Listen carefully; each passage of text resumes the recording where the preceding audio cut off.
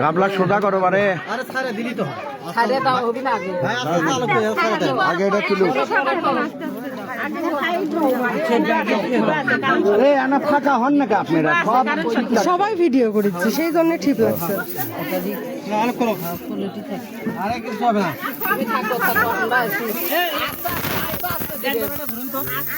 একবার আসতে দিবেন আমরা ধরে এই পয়সা পড়ছে তুলেন ঢিল দাও ঢিল দাও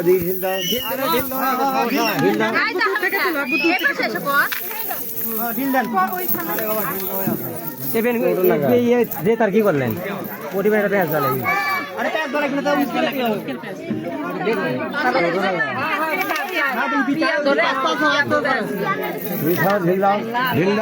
এই যে দেখেন নাইমার ওজন আর এক সাইডে টাকা এই যে কাঠা দেখেন একদম মাপ করে দেওয়া হচ্ছে এই যে নাইমা এই যে নাইমা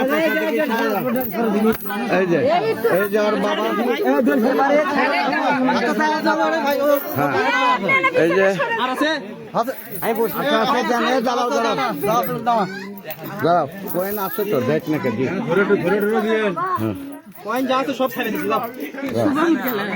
এই যে মাপ মতো হয়েছে দেখেন এই যে নাইমা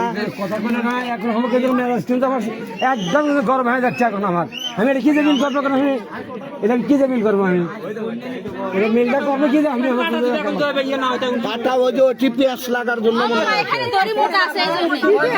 মাপ তো ঠিকই আছে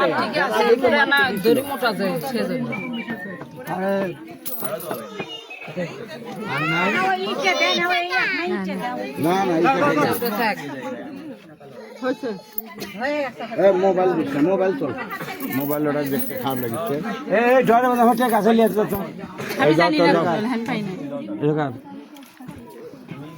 পুরীর দোকান তো ঠিক আছে নাকি দেখতো কয়েল কয়েল বা পুরীর দোকান আছে নাকি তখন দাঁড়িয়ে গিয়ে তো আসতে আরে ওই কটা কয়েন এখন আনবার দিলে হবে না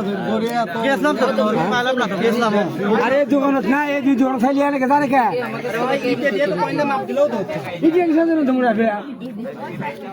আমি তুমি আমি কে দেবো কিছু জন্য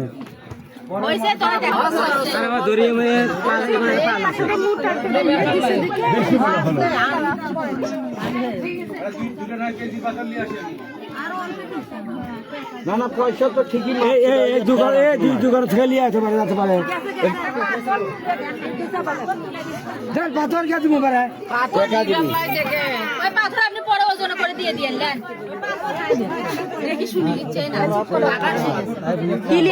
কয়েল নাই দুই দোকানের মধ্যে পরে ওজন করে এখন পয়সা পাইনি কি করবো দেখি সবাই একটু ছাড়েন তো আমার ভাগ্নিকে আমার চাচা আব্দুল কাদের উনি এক সাইডে আমার ভাগ্নিকে তুলে দিয়েছে আর এক সাইডে আপনার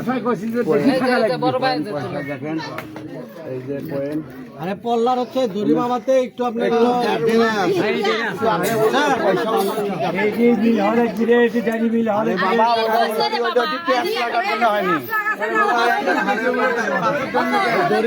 দড়ি বাংলাতে দড়ির ওজনে কম বেশি আছে ওই কারণে একটু বিষয় আছে ঠিকই আছে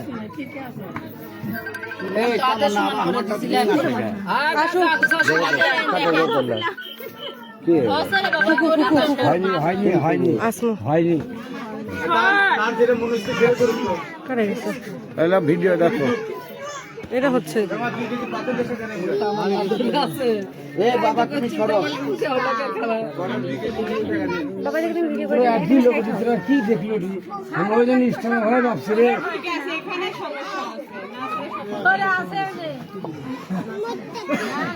এই যে মানরা আছে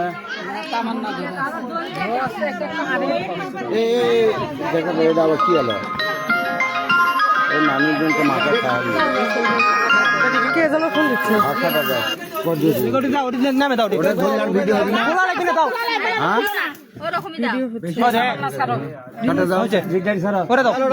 আল্লাহ বারে এখনো ছিল সবাই হচ্ছে না দেখে তো কি করলে? দাঁড়াও দাঁড়াও দাঁড়াও, নামাই না।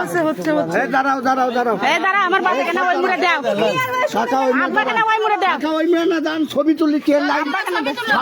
এই যে হৃদয় আর পাঞ্জি লাগবে না দাঁড়াও,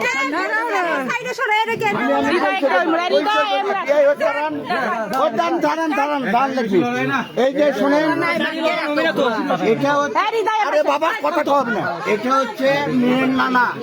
মেয়ের জন্মের পর ওয়াদা করেছিল নাতনির বিয়ের সময় নাতনি যত ওজন হবে ততগুলো পয়সা দিয়ে তাকে উপহার দিবে। এটা নানার শখ ছিল।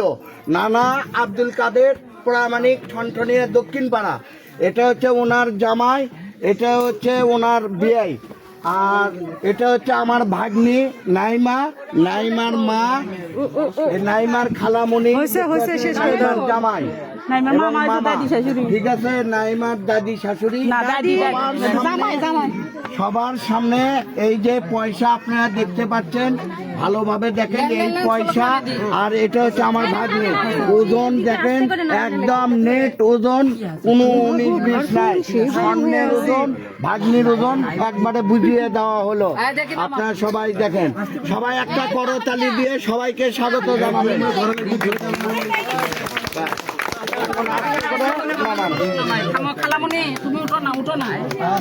আগে আগে পয়সা না মেলাও। হ্যাঁ, ওটো ওটো মা ওটো।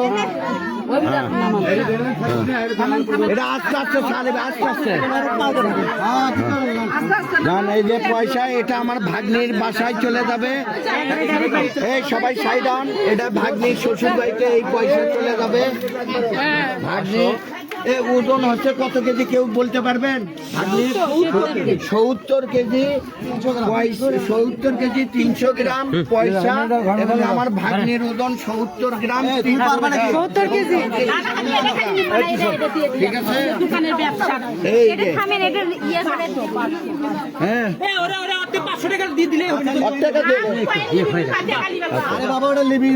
আচ্ছা। এই যে দেখেন, আপনারা দেখতে পাচ্ছেন পয়সা আস্তে আস্তে চলে যাচ্ছে আমার ভাগ্যের সবাই মিলে ধরে নিয়ে যাওয়া হচ্ছে। পুলিশের পোশাক পরিবর্তন হইল, পুলিশের ব্যবহার, পুলিশের আচার আচরণ পরিবর্তন হয়নি। চাই আপনারা দয়া করে কোথায় কারা প্রেম করতেছে, কোথায় কোন প্রেমিক ধরা পড়তেছে, কোথায় কোন প্রেমিকা ধরা পড়তেছে, সেদিকে ফোকাস না দিয়ে আপনারা একটু দয়া করে কোথায় দুর্নীতি হচ্ছে, কোথায় খুন হচ্ছে, কোথায় কার উপরে হামলা হচ্ছে, কোথায় কার বাড়িতে আগুন লাগাইতেছে এবং কে করতেছে, তাকে আমাদের নবনির্বাচিত সরকার করতেছে নাকি ফ্যাসিস্ট সরকার করতেছে, সেদিকে আপনারা দয়া করে একটু খেয়াল রাখবেন। আপনাদের কাছে একান্ত অনুরোধ, হাদিবের হত্যার যে বিচারটা, আপনারা সবাই জানেন যে ডক্টর ইউনূস স্যার যাওয়ার আগে জাতিসংঘের কাছে একটা চিঠি লিখে গিয়েছিলেন, এমন তার কি অ্যান্সার আসছে তা আমরা জানি না, এমনকি আমাদের কাছে জানানো হয় নাই। শুধু আমরা না, আমাদের বাংলাদেশের ম্যাক্সিমাম জনগণের একটাই আকাঙ্ক্ষা, সেটা হচ্ছে হাদি হত্যার বিচার। তো এই জাতিসংঘের কাছে চিঠির কি অ্যান্সার আসছে, আমরা আমাদের যে প্রধানমন্ত্রী, মাননীয় প্রধানমন্ত্রীর কাছে অনুরোধ করবো, আপনি দয়া করে আমাদের এই জাতিসংঘের কাছে কি রিপ্লাই আসছে বা আদৌ কোনো রিপ্লাই আসছে কিনা সেটা একটু আমাদেরকে জানাই দিবেন। আমরা আসলে অধীর আগ্রহে অপেক্ষা করতেছি আমার ভাইয়ের হত্যার বিষয়ের জন্য অতি শীঘ্রই হয়ে যায়। আপনারা আমাদেরকে বলছিলেন আমরা নির্বাচন বানচালের জন্য এরকম করতেছি, আমরা প্রমাণ করে দিছি আমরাও নির্বাচন চাই, নির্বাচন বানচালের কোনো উদ্দেশ্য আমাদের নাই। আর আপনারাও প্রমাণ করেন যে আপনারা হচ্ছে আমাদের হাদি হত্যার বিচারটা করতে, সংস্কারগুলো আমাদের যে সংস্কারগুলো আমাদের প্রয়োজন, আপনারা দয়া করে সেই দিকগুলো একটু খেয়াল রাখবেন। আরেকটা বিষয় হচ্ছে শহীদ ভাইদের এবং যেই শহীদের যে পরিবারগুলা, আমাদের জুলাই আন্দোলনে যে শহীদ ভাইরা মারা গেছে তাদের হত্যার বিচার এখন যদিও আমরা একটা বিচার পাইছি, কিন্তু সেই খুনির কোনো সেই খুনির কোনো বিচার আমরা দেখতে পাচ্ছি না। হয়েছে বলা হয়েছে, কিন্তু শুধু এটা কথাকথিত খুনি হয়ে গেছে, এটার কোনো বিচার আমরা আমাদের সচক্ষে দেখতে পাচ্ছি না। আরেকটা হচ্ছে জুলাই যোদ্ধাদের এবং যারা আহত যোদ্ধা আছে, আহত যোদ্ধা এবং জুলাই শহীদ ফ্যামিলিদের তাদের যে অগ্রাধিকারগুলো আমরা বাস্তবায়ন করার কথা ছিল নতুন সরকার আসার পরে, সেই বাস্তবায়ন আমরা দেখতে পাচ্ছি না। আমরা সরকারের কাছে আহ্বান করব, আমরা নতুন সরকারকে গ্রহণ করে নিছি এবং আমরা চেষ্টা করব তাদেরকে যথেষ্ট পরিমাণ সহায়তা করার, কিন্তু তারা যদি আমাদের কথাগুলো বা আমাদের সংস্কারগুলো, আমাদের আকাঙ্ক্ষাগুলোকে না দেখে, সেদিকে আমরা বাংলাদেশি হিসেবে একদমই হতভাগা বলা যায় যে সরকার আছে, সে সরকার আমাদের কোনো রকম কোনো আকাঙ্ক্ষা পূরণ করে না। তা আমি আমাদের নতুন যে সরকার, নতুন যে প্রধানমন্ত্রী, সবার কাছে একটা অনুরোধ করব, আপনারা দয়া করে আমাদের যেই মানে সংস্কারগুলো প্রয়োজন, যে অন্তর্বর্তীকালীন সরকার আমরা পাই নাই, আপনারা নির্বাচিত সরকার, এমনকি যে আমরা অন্তর্বর্তীকালীন কিন্তু সরকার নির্বাচিত ছিল না, আপনারা নির্বাচিত সরকার, আপনাদেরকে জনগণ সিলেক্ট করছে। তো আমরা আশা করব আপনারা হচ্ছে আমাদের যে শহীদ যারা শহীদ হয়েছে তাদের শহীদ ফ্যামিলি এবং জুলাই যোদ্ধাদের যে অগ্রাধিকারগুলো সেগুলো থেকে তাদেরকে বঞ্চিত করবেন না। আর দ্বিতীয় হচ্ছে মিডিয়া ভাইদের, আপনাদের একটা কথা বলি, কোথায় কারা প্রেম করতেছে, কোন হোটেলে কারা ধরা পড়তেছে, কোন হোটেলে কোন প্রেমিক প্রেমিকা ঘুরতে গেছে, আপনারা দয়া করে এগুলোতে ফোকাস না দিয়ে কোথায় কিভাবে দুর্নীতি হচ্ছে, বাংলাদেশের কোথায় কোন জায়গায় কাকে গুম করা হচ্ছে, কাকে খুন করা হচ্ছে, আপনারা এদিকে একটু ফোকাস দিলে আমার মনে হয় সেই দিক দিয়ে আমাদের অনেক ভালো হয়। মিডিয়া সংস্কারটা সবার আগে প্রয়োজন। হ্যাঁ, মিডিয়া সংস্কারটা আমাদের খুবই প্রয়োজন। মানে আপনারা যদি কোথায় প্রেম হচ্ছে, কোথায় মানে কে উন্নতি করতেছে, কোন নায়ক নায়িকা কোন জায়গায় যাচ্ছে, কোন নায়ক নায়িকা কোন দেশে থেকে কোন দেশে যাচ্ছে, এদিকে ফোকাস না দিয়ে আপনারা কোথায় দুর্নীতি হচ্ছে, কোথায় কোন জায়গায় খুন হচ্ছে, আপনারা যদি এগুলা বিষয়ে ফোকাস দেন, মনে হয় আমাদের দেশে থেকে যে মিডিয়ার ব্যাপারে যে একটা খারাপ ধারণা আছে জনগণের বা আমাদের, সেটা চলে যাবে। তা আপনাদের কাছে আমাদের একান্ত অনুরোধ, আমাদের সংগঠন থেকে, আজকে আমাদের সংগঠনের আত্মপ্রকাশের দিন, তা আপনাদের কাছে একান্ত অনুরোধ যে আপনারা মানে এগুলোতে ফোকাস না দিয়ে যেগুলো নেতিবাচক এবং যেগুলো আমাদের দেখা প্রয়োজন, বাংলাদেশের জনগণের যা দেখা প্রয়োজন, আপনারা সেই দিকে একটু খেয়াল রাখবেন এবং সেই জিনিসগুলো তুলে ধরবেন। আরেকটা কথা, সেটা হচ্ছে ম্যাক্সিমাম মিডিয়াদের কথা, যে হচ্ছে সরকার বিরোধী তারা কোনো পোস্ট করতে চায় না। আমরা জানি, বিশেষ করে কিছু নিউজ চ্যানেলের উদ্দেশ্যে বলতে চাই, নাম না বলি, তারা যখন আওয়ামী লীগের কালে ছিল, তারা আওয়ামী লীগের ব্যাপারে কোনো কথাই বলতো না, সবসময় আওয়ামী লীগের পক্ষেই পোস্ট করতো। এখন আমরা এই নবনির্বাচিত সরকারের কালীন একটা কথা বলতে চাই, যে আপনারা দয়া করে সরকার যদি কোনো রকম কোনো দুর্নীতি করে বা সরকার যে কোনো উন্নতি করে, আপনারা উন্নতির দিকগুলোও দেখবেন এবং দুর্নীতির দিকগুলো দেখবেন। শুধুমাত্র উন্নতির দিকগুলো পোস্ট করবেন এবং দুর্নীতির দিকগুলো ঢেকে যাবেন, এই বিষয়গুলো হচ্ছে আপনারা খুবই আমাদেরকে আশাহত করেন। আপনারা যখন আমরা যেটা বলি সেটা যখন আপনারা সেইভাবে উপস্থাপন করেন, জনগণ আমাদেরকে বোঝে যে আমরা কি বলতে চাইছি। তা আপনারা যদি আমাদেরকে উল্টাপাল্টা ভাবে প্রকাশ করেন, সেই বিষয়গুলো হয়ে যাবে কি, যে আমরা হচ্ছে সেটা বলতে চাইনি, কিন্তু আপনারা প্রকাশ করছেন অন্যভাবে। আর আপনাদের কাছে একান্ত অনুরোধ, আপনারা জনগণকে বিভ্রান্ত করবেন না, যেখানে যা হচ্ছে সেটাই তুলে ধরবেন। এমনকি আপনাদের ক্যাপশনগুলো অত্যন্ত মানে ইতিবাচক হয়ে যায়, যেটা হচ্ছে আপনারা প্রকাশ করেন একটা, ক্যাপশন দেন অন্যরকম। অনেক সময় হয় কি, যে বাঙালি সব হচ্ছে তারা পুরোটা ভিডিও দেখে না, ক্যাপশনটাই পড়ে। তা আপনারা ক্যাপশনটা ওরকম ভাবে দিবেন যেন মানুষ মানে আমাদের কথাগুলা বা কোথায় কি হচ্ছে বাংলাদেশে সেগুলো যেন দেখতে চায় এবং শুনতে চায়। এমন কোনো ক্যাপশন দিবেন না যেন বাংলাদেশের মানুষ ক্যাপশন থেকে বুঝে যায় যে এটা কিরকম ভিডিও হতে যাচ্ছে। আরেকবার বলতে চাই, আপনারা দয়া করে কোথায় কারা প্রেম করতেছে, কোথায় কোন প্রেমিক ধরা পড়তেছে, কোথায় কোন প্রেমিকা ধরা পড়তেছে, সেদিকে ফোকাস না দিয়ে আপনারা একটু দয়া করে কোথায় দুর্নীতি হচ্ছে, কোথায় খুন হচ্ছে, কোথায় কার উপরে হামলা হচ্ছে, কোথায় কার বাড়িতে আগুন লাগাইতেছে এবং কে করতেছে, তাকে আমাদের নবনির্বাচিত সরকার করতেছে নাকি ফ্যাসিস্ট সরকার করতেছে, সেদিকে আপনারা দয়া করে একটু খেয়াল রাখবেন। আপনাদের কাছে একান্ত অনুরোধ। আরেকটা হচ্ছে পুলিশ সংস্কার। আমাদের নবনির্বাচিত সরকারের উদ্দেশ্যে আরেকটা অনুরোধ, তারা যেন পুলিশ সংস্কারের বিষয়টা খুব ভালোভাবে খেয়াল করে। কারণ অন্তর্বর্তীকালীন সরকারেও আমাদের একটা জিনিস খেয়াল করেছি, যখন অন্তর্বর্তীকালীন সরকার ছিল তখন তাদের কাছে আমরা অনেক অনুরোধ করেও পুলিশ সংস্কারের বিষয়টা দেখি নাই।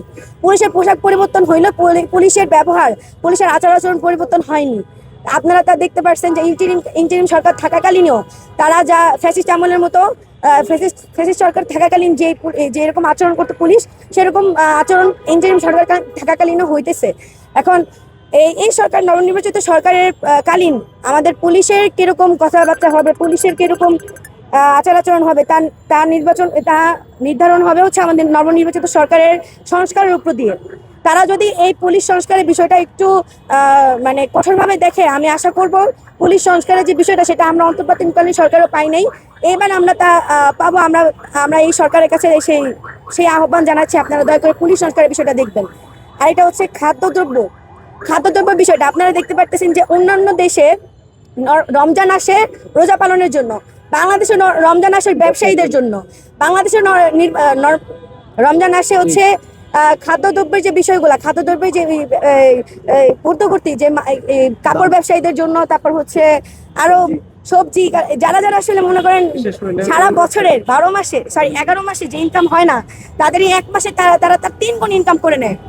আপনারা জানেন যে প্রত্যেকটা জিনিসই বাংলাদেশের অনেক অনেক অনেক দাম, যেগুলো বাইরের দেশে আমরা একদমই মনে করেন আমরা যেরকম রমজান কাল আসে যে আমরা একটু শান্তি মতো ইফতার করবো, এমনকি যদি ইফতারিও না করতে পারি 1 গ্লাস লেবু শরবত খাবো। আপনারা জানেন ইতিমধ্যে লেবু হয়ে গেছে একটি ফল, লেবু একটি ফল হয়ে গেছে, শশা একটি ফল হয়ে গেছে। লেবুর হালি এখন 100 টাকা কেজি, শশার হালি এখন 100 টাকা কেজি, এর থেকেও বেশি মনে হয়, আর আমি যতটুকু জানি আর কি। তো আমরা এই আমাদের যে নবনির্বাচিত সরকার তার বিষয়ে তাদের আহ্বান করে একটা কথা বলবো যে আপনারা দয়া করে খাদ্যদ্রব্যের যে অগ্রগতির যে বিষয়টা আপনারা দয়া করে সেদিকে একটু ফোকাস দিবেন। কারণ হচ্ছে আপনারা জানেন যে বাংলাদেশের যে মানুষ আছে তার মধ্যে ম্যাক্সিমাম হচ্ছে কি বলে মধ্যবিত্ত, নিম্ন মধ্যবিত্তর ফ্যামিলি। তারা হচ্ছে আদার্স ফলগুলো না খাইতে পারলেও একটু লেবু শরবত খায় ইফতারের সময়। সে লেবু যদি এখন ফলের মতো হয়ে যায় তখন দেখা যাবে কি পানি ছাড়া তার লেবু শরবতটা খাইতে পারবে না।